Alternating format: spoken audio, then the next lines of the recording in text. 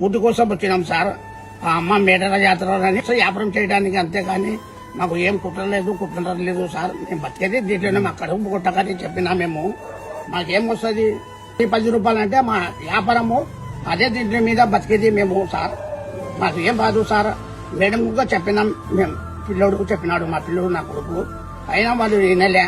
పోరి అని అంత బండ్లు గిందు మొత్తం పారేసినారు వీళ్ళు. అంత గల్లగొల్లం చేసినారు మా సరుకంతా. మేము అప్పు సప్పు చేసి తినవల్లం సార్ మేము అని చెప్పినాము. ఆ సారు లేదు పోరి మీరు అది ఇది ఆధార్ కార్డు అంటే అన్నీ తేవాలని మేము. వ్యాపారం కూలీల్లో ఒక 500 600 కూలీ కోసం పోయినాం మేము, అంతేకాని మాకు ఏం వస్తుంది, 1,000 వస్తుందా, లక్షలు వస్తుందా? దీంట్లో బతికేది దీంట్లో 40 సంవత్సరాల నుంచి బతుకున్న దీంట్లోనే బతుకుతున్నాం మేము. తీసుకొని చెక్ చేస్తే చర్యలు తీసుకొని అప్పుడు నేను దానికి బాధ్యత ఉంటాను నేను, అంతేగాని లేనిపోని బీద కడుపు కొట్టాకని ఎక్కడి నుంచో బతకడానికి వస్తుంటాడాన కొడుపు కొట్టాకండి. నేనే కాదు, బీదవన్నీ కడుపు కొట్టాకరి మీరు. అది దయచేసి ఇది అన్ని ఇష్టి పెట్టని. బీద మంచి ఏమో ఆయన దోపిడీ చేస్తాడా, ఏమో తెచ్చుకున్నాడు బండిలో కవ్వా బన్ను.